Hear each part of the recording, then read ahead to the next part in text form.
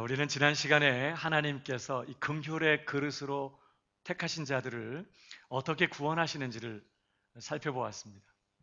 그것은 바로 믿음이었습니다. 하나님께서는 택하신 자들에게 믿음을 주셔서 예수를 믿게 하셔서 그 믿음을 통해 구원하십니다. 그래서 너희가 그 은혜를 인하여 믿음으로 말미암아 구원을 얻었나니 이것이 너희에게서 난 것이 아니라 하나님의 선물이라 그랬어요. 한 사람이 구원을 받는데 예수를 믿는 믿음은 절대적으로 중요해요. 그런데 이 믿음이 하나님의 선물이라는 거예요. 우리 안에 계신 성령의 역사로 예수를 믿게 하셔서 예수를 믿게 되고 바로 그 믿음을 통해 우리는 의롭다 하심을 얻고 구원을 받아요. 자, 그래서 내가 하나님의 택하심을 받은 사람인가? 내가 하나님의 구원을 위해서 부르심을 입은 사람인가 하는 것은 내게 예수를 믿는 참된 믿음이 있는가 하는 것으로 점검해 봐야 합니다. 그래서 저는 지난 시간에 예수를 믿는 나의 믿음이 참된 믿음인가 하는 것을 우리는 두 가지로 점검해 봐야 한다고 했어요. 그 첫 번째는 내 믿음은 회개를 동반하는 믿음인가 하는 것이었습니다. 회개가 있는 믿음인가? 오늘도 나는 회개하며 오늘 나는 죄로부터 돌이키고 오늘 나는 그리스도 앞에 더 가까이 나아가는 회개가 있는 믿음인가? 또 한 가지는 뚜렷한 삶의 변화가 있는 믿음인가 하는 거예요. 입술로 믿는다고만 하는 것이 아니라 정말 그 삶의 변화가 따르는, 삶의 변화가 나타나는 그런 믿음인가 하는 것을 반드시 점검해 보아야 한다고 했습니다. 죄로부터 멀어지고 점점 더 그리스도를 닮아가는 삶의 변화가 이 참된 믿음에는 반드시 열매로 나타나게 되기 때문에 그렇습니다. 자, 이제 오늘 우리는 한 걸음 더 나아가서 그 믿음의 내용이 구체적으로 무엇인가 하는 것을 살펴보려고 합니다. 우리가 예수를 믿는다 그랬습니다. 도대체 구체적으로 예수에 대해서 어떤 것을 믿는 것을 말할까요? 성경이 이 구원받는 이 믿음에 대해서 뭘 믿어야 한다고 말씀하고 있을까요? 오늘 우리가 그것을 함께 확인해 보려고 합니다. 우선 1절을 보십시다. 형제들아, 내 마음에 원하는 바와 하나님께 구하는 바는 이스라엘을 위함이니 곧 그들로 구원을 받게 함이라. 내가 증언하노니 그들이 하나님께 열심히 있으나 올바른 지식을 따른 것이 아니니라. 올바른 지식이 없는 열심은 너무 위험해요.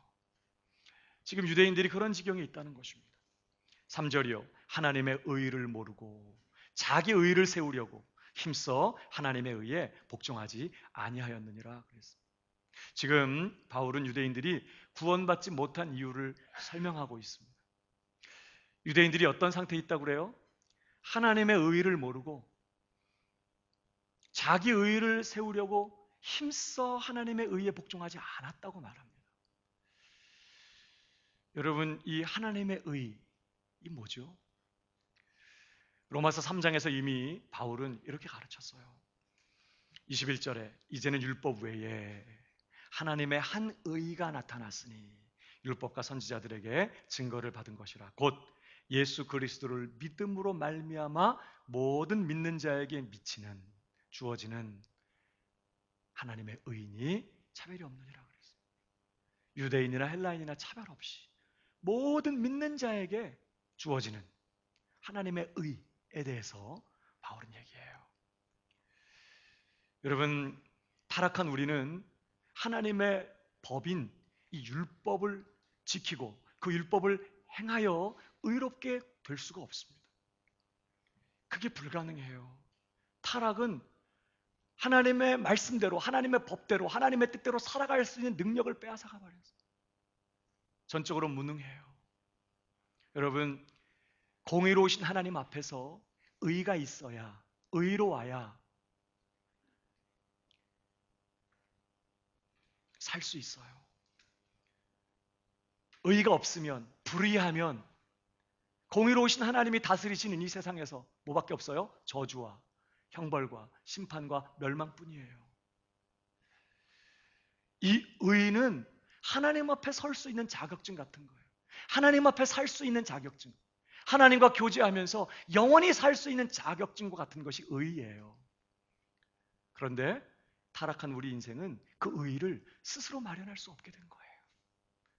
하나님의 뜻에 온전히 순종할 수 있는 게 불가능해진 거죠. 그래서 하나님이 어떻게 하셨어요? 당신께서 친히 우리를 위하여 의를 마련하기로 하신 거예요. 어떻게 해요? 죄 없는 당신의 아들 예수 그리스도를 이 세상에 보내주셔서 우리를 대신하여 율법의 요구를 다 이루게 하심으로 예수님이 우리 대신 완전한 의를 이루게 하신 거예요.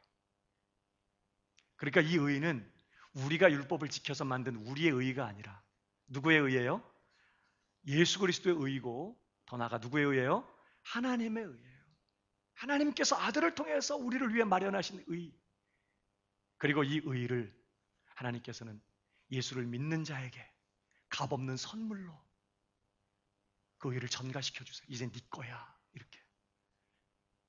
그래서 믿는 자를 의인의 신분으로 만들어 주시는 것입니다.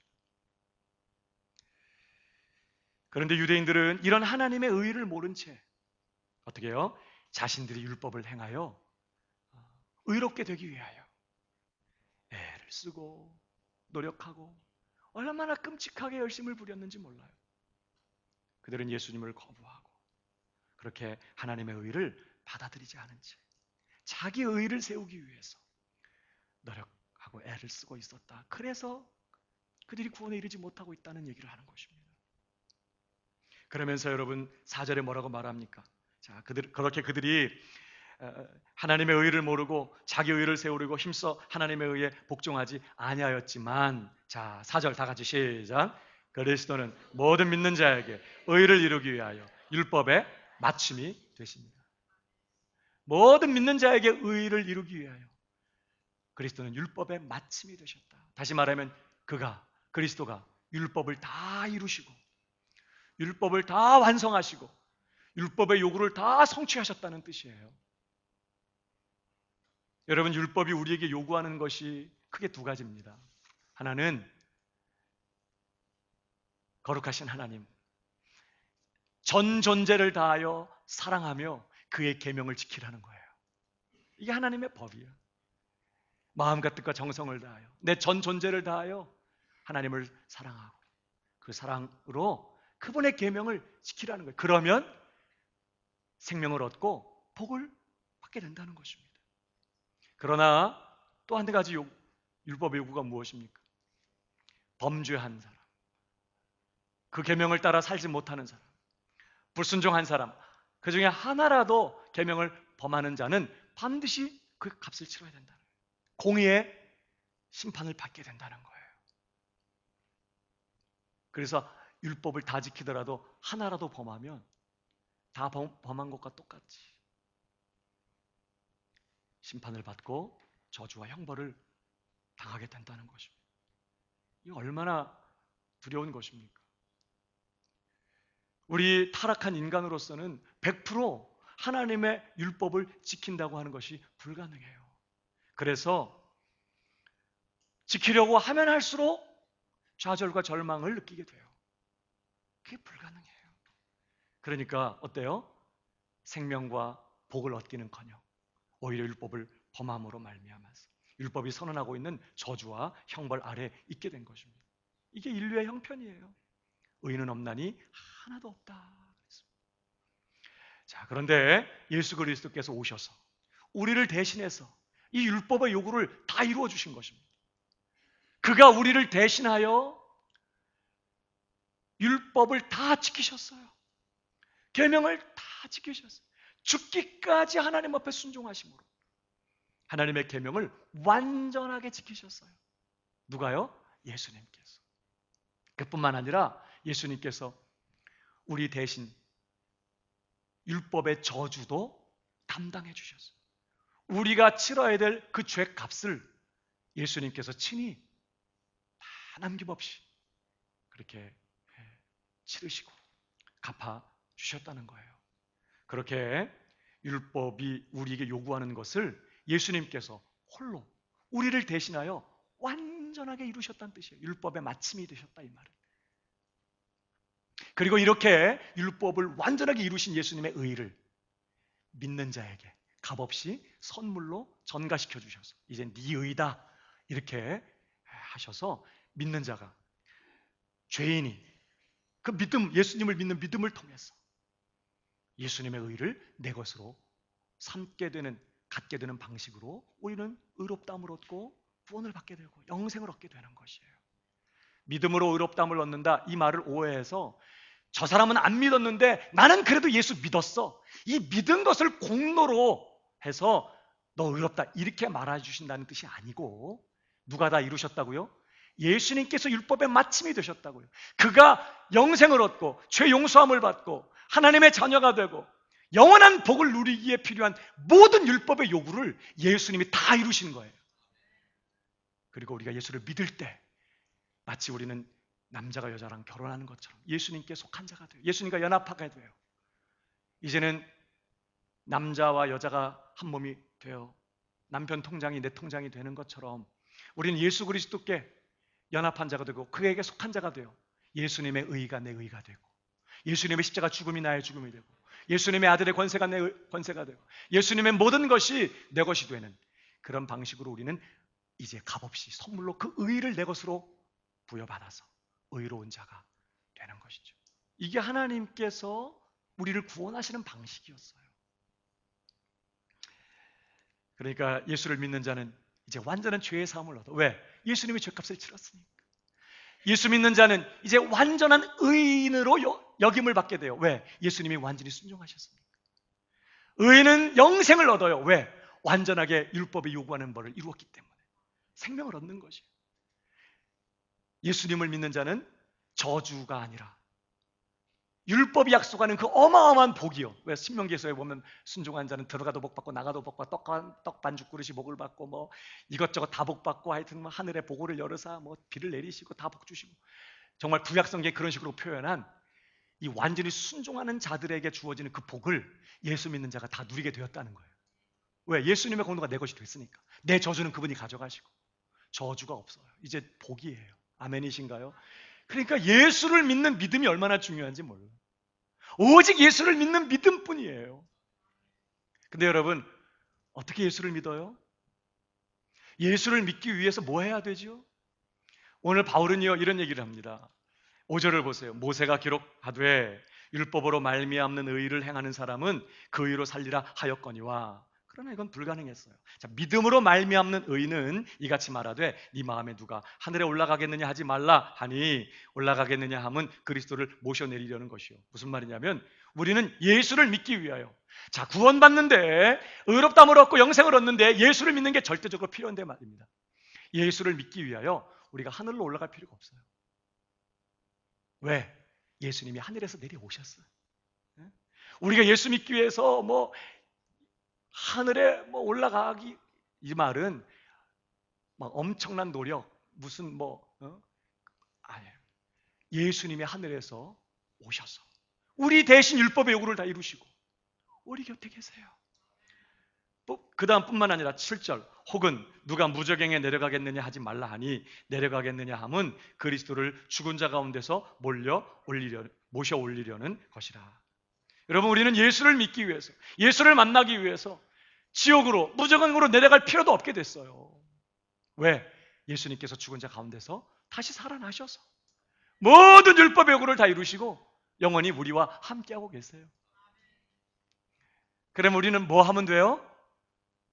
그래서 그 다음 절, 그러면 무엇을 말하느냐?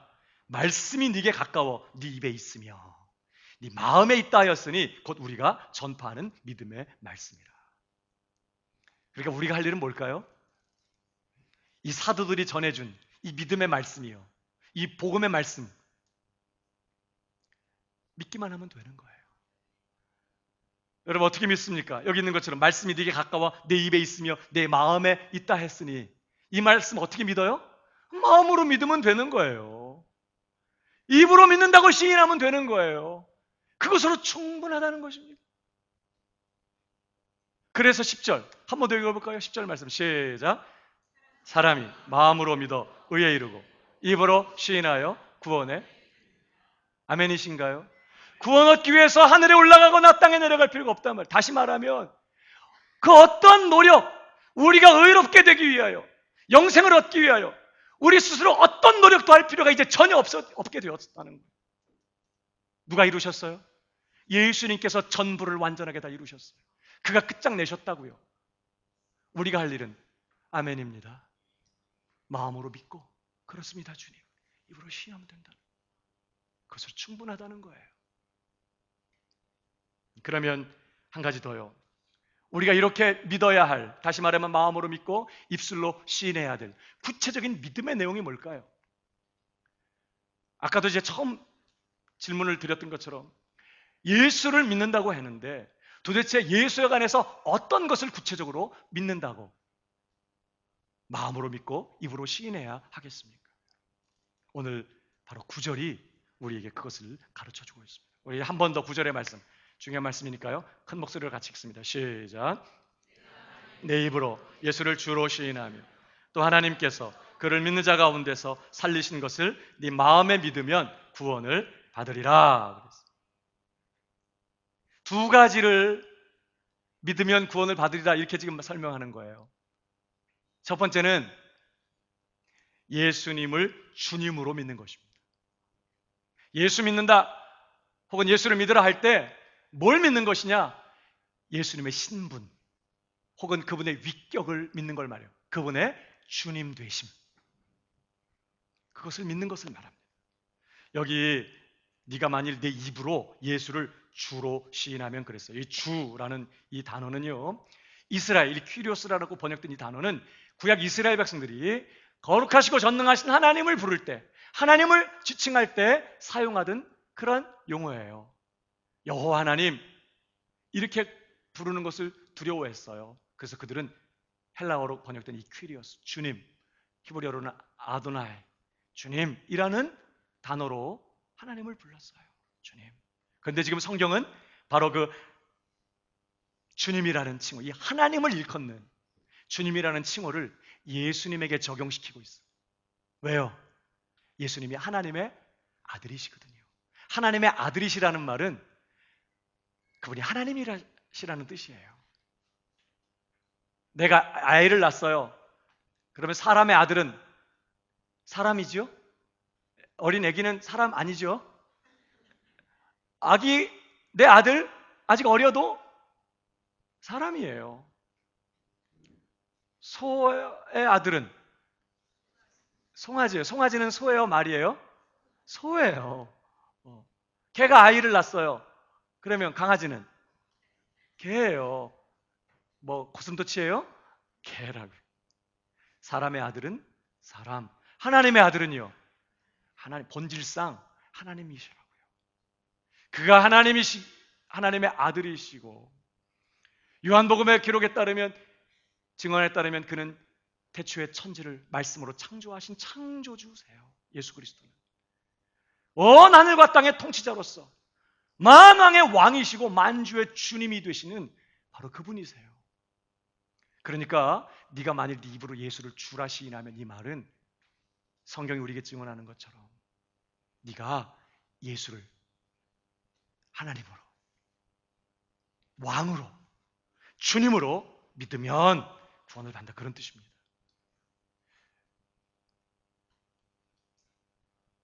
두 번째, 우리가 믿어야 될 예수님에 대한 또 하나의 진리는 무엇입니까? 첫 번째는 그분의 신분, 그분의 주님 되심을 우리가 믿는 것이고, 두 번째는요, 그분의 하신 일을 믿는 거예요. 그분의 사역을 믿는 것입니다. 자, 뭐라고 말하죠? 9절 계속, 또 하나님께서 그를 죽은 자 가운데서 살리신 것을 네 마음에 믿으면 구원을 받아. 여기는 하나님께서 살리셨다고 돼 있지 뭐 예수님이 무슨 일을 했냐는 게 있나요? 근데 여기 이 말 안에 예수님이 어떠한 일을 하셨는지가 들어가 있어요. 하나님께서 그를 죽은 자 가운데서 살리셨다 하는 게 뭘 얘기할까요? 우선 첫 번째로요, 예수님이 우리를 위하여 죽으셨다는 것을 의미해요. 예수님은 우리를 위하여 죽으셨어요. 여러분, 예수님께는요, 죽어야 할 그 어떤 이유가 없으셨습니다. 죽음은 누구에게만 주어지는 것이에요? 죄인에게만 주어지는 형벌이에요. 저주예요. 그런데 예수님은 죄가 없으셨어요. 유대 종교 지도자들이 빌라도에게 예수님을 끌어왔습니다.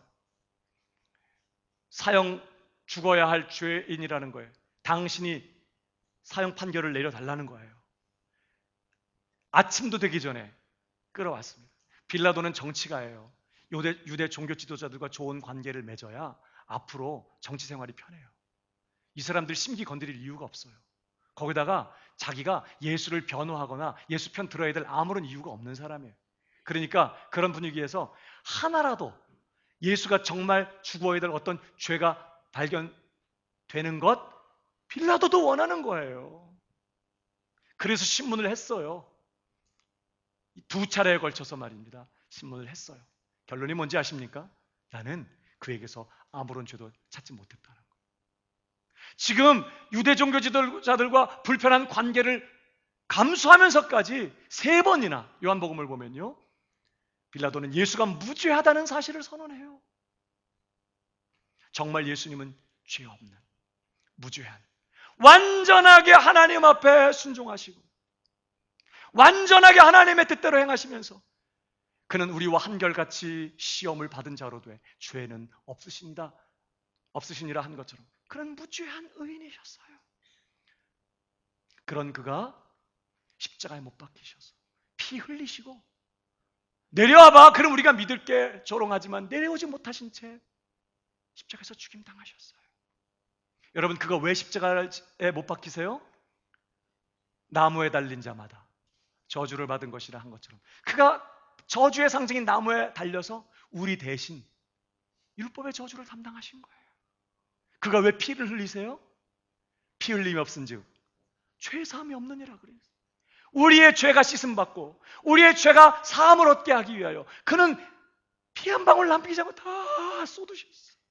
십자가 위에서. 그는 피 흘린 정도가 아니라 십자가 위에서 숨지셨어요. 그래서 로마 군인이 예수 빨리 명절이 되기 전에 십자가 죄수를 죽이려고 보니까 양쪽에 두 죄수는 아직 살아있어요. 그래서 어떻게 죽여요? 도끼로 다리 뼈를 부러뜨려서 그들이 더 이상 숨을 쉬지 못하게 해서 그렇게 죽여요. 그러나 예수를 보니까 이미 돌아가셨어요. 그래서 어떻게 확인했죠? 창으로 옆구리를 찌르니까 물과 피가 쏟아졌다고 했어요. 이건 그가 완전히 숨이 끊어지고 심장이 멎고 숨지셨다는 것을 의미해요. 그는 그렇게 완전히 죽으셔서 무덤에 완전히 장사 지낸 바 되셨어요. 왜 그가 그렇게 죽으세요? 죄 없으신 분이 왜 죽임을 당해요? 죄의 싹시 사망이거든요. 우리가 죽어야 되니까 그분이 우리 대신해서 죽임을 당하시는 거예요. 그렇게 예수님께서는 우리를 위해 저주를 받으시고 피를 흘리시고 죽임을 당하심으로 우리의 죄값을 단번에 그리고 영원히 지불하셨어요. 우리의 죄값을 전액 일시불로 완불해 버리셨어요. 복잡하네. 옆 사람에게 얘기해 주세요. 당신의 죄값을 전액 일시불로 완불하셨어요.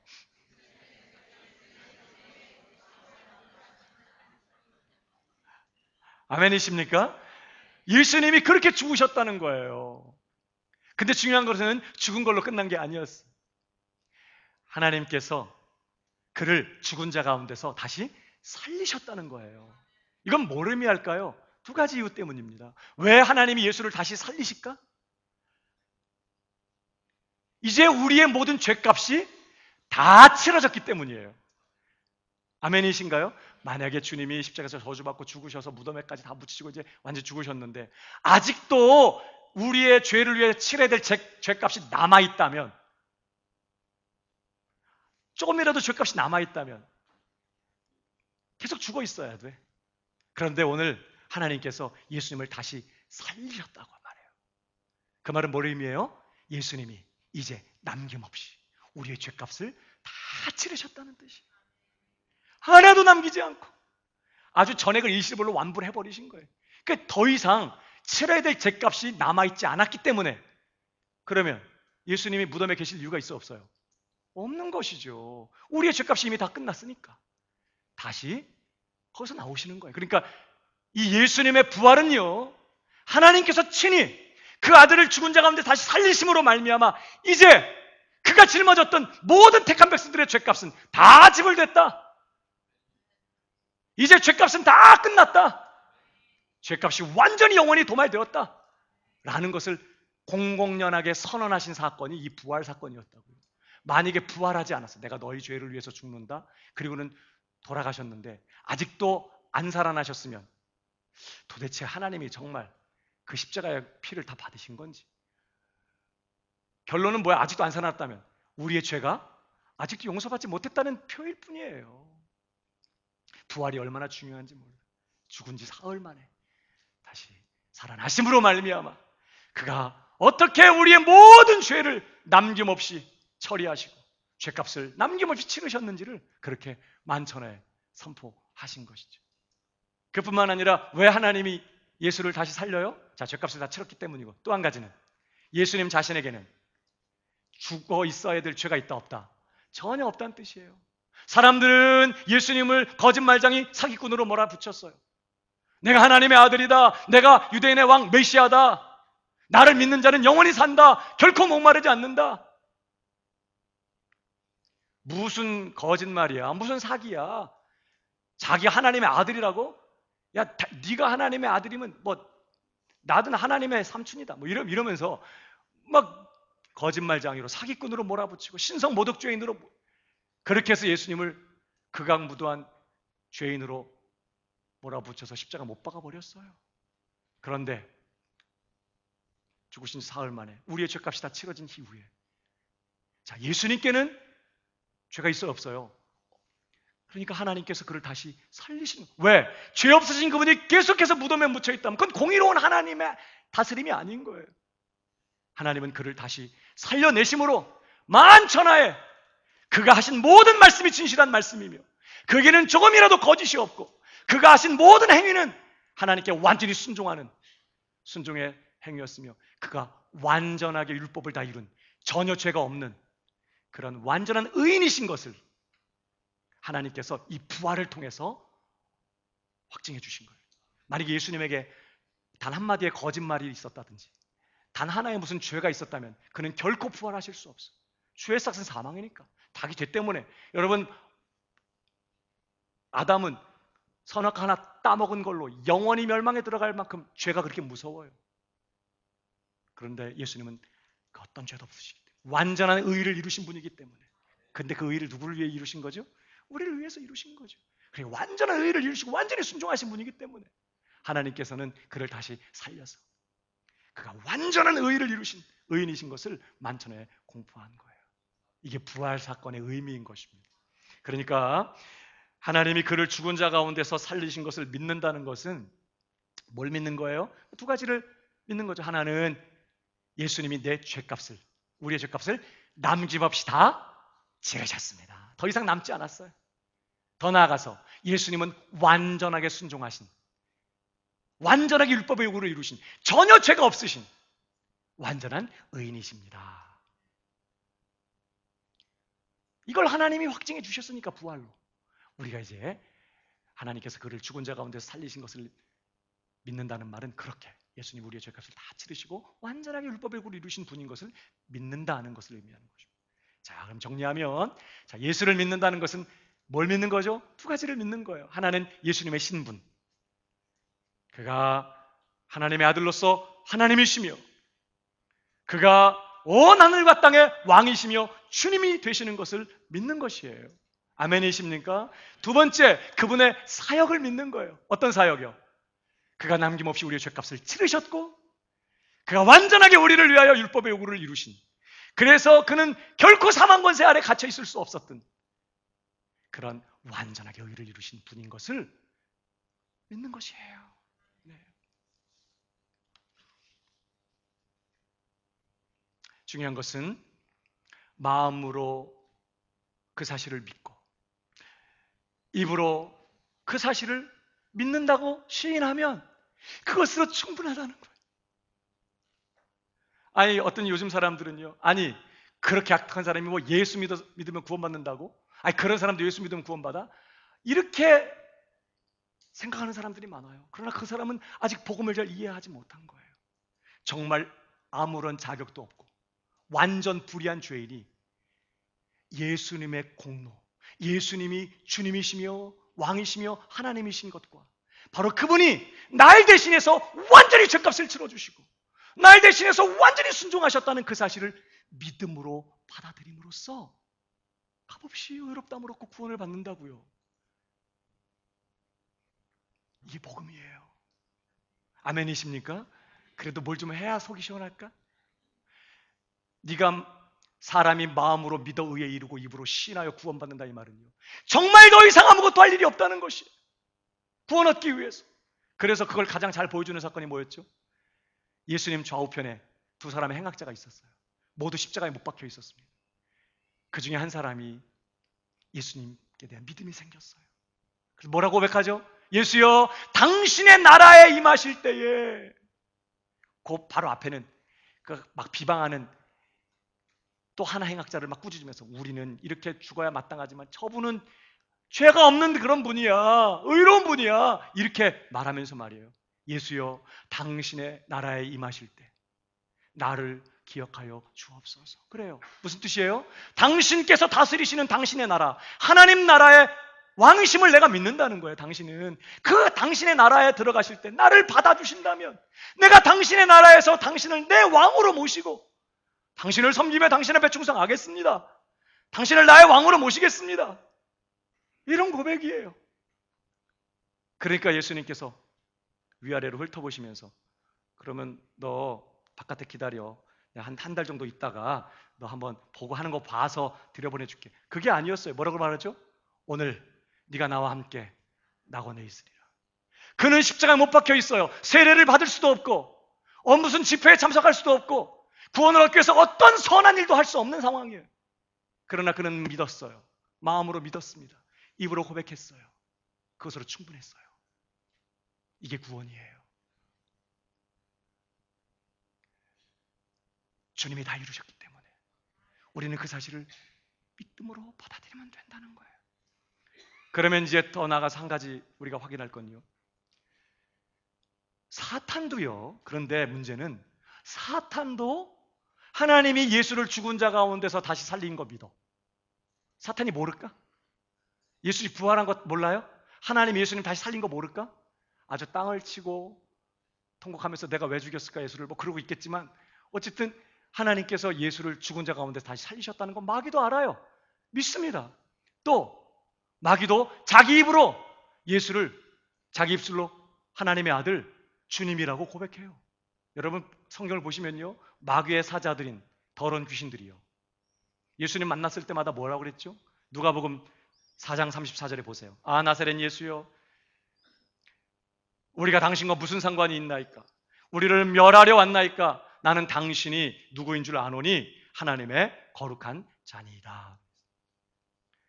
우리는 당신이 누구신 줄 아노니 하나님의 거룩한 자이십니다. 하나님의 아들이라고 고백해요, 귀신들이 예수님을. 또 4장 41절 여러 사람에게서 귀신들이 나가며 소리질러 이르되 당신은 하나님의 아들이니이다. 솔직히 주변의 사람들은 아무도 못 알아보는데 귀신들은 귀신같이 알아봐. 예수께서 꾸짖으사 그들이 말함을 허락지 아니하시니 이는 자기를 그리스도인 줄 알미라. 여러분 귀신들도 예수님이 그리스도라는 걸 알아요. 그가 이스라엘의 왕이시며 하나님 나라의 왕이시며 그가 하나님의 아들이시며 영원하신 하나님이신 거 안다고요. 그런데 마귀와 귀신들은 구원받지 못해요. 예수가 죽은 자 가운데서 다시 살아나는 것도 알고 믿고 또 하나님의 아들이신 거, 주님이신 거, 그리스도신 거 다 믿고 아는데 마귀와 귀신들은 구원받지 못해요. 그러면 오늘 구원받은 신자들의 믿음과 마귀의 믿음은 어떻게 차이가 나는 거죠?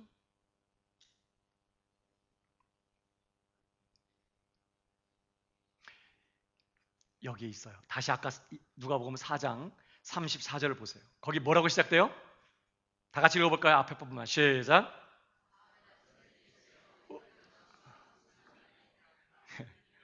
거기까지. 아, 나사렛 예수여, 우리가 당신과 무슨 상관이 있나이까요. 이게 보이세요? 여러분, 지금 사단이나 귀신들도요, 예수가 하나님의 아들이시며 그가 온 땅과 하늘의 주님이시며 그리스도, 즉 왕이신 거 그들이 다 믿고 있습니다. 그래서 그 예수님을 두려워해요. 예수님이 명령하시니까 순종도 해요. 심지어 하나님이 그를 죽은 자 가운데서 다시 일으키신 것도 믿어요. 그러나 예수여, 우리가 당신과 무슨 상관이 있습니까? 왕이신 예수, 하나님의 아들이신 예수, 십자가에 죽으시고 부활하신 예수, 우리와 상관없다는 거예요. 여러분, 마귀의 자녀라고, 마귀의 자식이라고 예수님이 정죄하셨던 유대 종교 지도자들과 유대인들이요, 여러분, 어떤 형편에 있죠? 그 빌라도를 보면요, 예수님을 만났습니다. 그가 무죄한 사람이라는 걸 확인합니다. 그가 유대인의 왕이라는 이야기도 다 들었습니다. 그런데요, 빌라도를 보면 끊임없이 예수님을 유대인의 왕이라고 얘기해요. 네가 유대인의 왕이냐? 예수님께서 그거 네가 하는 말이냐? 스스로 하는 말이냐? 사람들이 나한테 그런 식으로 너에게 나를 고소했기 때문에 하는 말이냐? 그러니까 빌라도가, 야, 내가 유대인이냐? 자기 유대인 아니라는 거예요. 로마인이라는 거예요. 그러면서 끊임없이 예수는 뭐라고 해요? 유대인의 왕이라고. 죄패에 써 붙일 때까지 유대인의 왕, 유대인의 왕, 유대인의 왕. 심지어 유대 종교 지도자들에게 내가 너희 왕을 십자가 못 박으랴? 합니다. 무슨 말이에요? 끝까지 예수가 유대인의 왕인지 모르겠지만 나랑은 상관없다는 거예요. 로마 사람인 내 왕은 아니라는 거예요. 예수는 유대인의 왕이면 왕이지. 이게 빌라도 입장이에요. 유대 종교 지도자들은요, 빌라도가 너희 왕을 십자가 못 박으라 그랬더니 우리에게는 가이사 외에 왕이 없습니다. 예수님의 십자가에다가 유대인의 왕이라고 죄패를 써서 빌라도가 붙였어요. 유대 종교 지도자들이요, 기분이 나빠요. 유대인의 왕이라고 하지 말고 자칭 유대인의 왕이라고 하세요. 우리는 그런 왕 든 적 없습니다, 이런 뜻이죠. 그러니까 유대인들도 한결같이 뭐예요? 예수와 우리는 상관없다는 거예요. 뭐 예수님 십자가 못 박았던 로마 군인들도 저분이 왜 죽으셨을까? 왜 이렇게 못 박혔고 유대인의 왕이라는 죄패는 왜 붙였을까? 고민할 거라 생각해보지 않습니다. 뭐만 해요? 예수님 벗긴 그 옷 누가 가질까? 그거 얻기 위해서 제비를 뽑고 있어요. 그러니까 예수가 누구냐? 관심도 없고 예수와 자기들은 아무 상관없다고 말하는 거예요. 이게 마귀가, 그리고 그의 사자인 더러운 귀신들이 하는 태도예요. 아, 예수요, 아, 나사렛 예수요, 우리가 당신과 무슨 상관이 있습니까? 그러면 구원받는 믿음은 어떤 믿음이에요?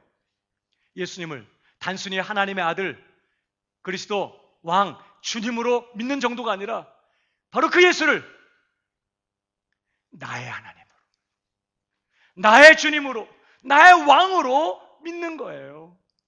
예수와 내가 상관이 없는 게 아니라 그는 남의 왕이 아니라 다른 나라의 무슨 왕이 아니라 내 왕이라는, 나의 주님이고 나의 하나님이라는 거예요. 예수가 주님이심을 믿을 때 네 입으로 예수를 주라 신한다, 이 말은 예수를 나의 왕, 나의 주님으로 신한다는 겁니다.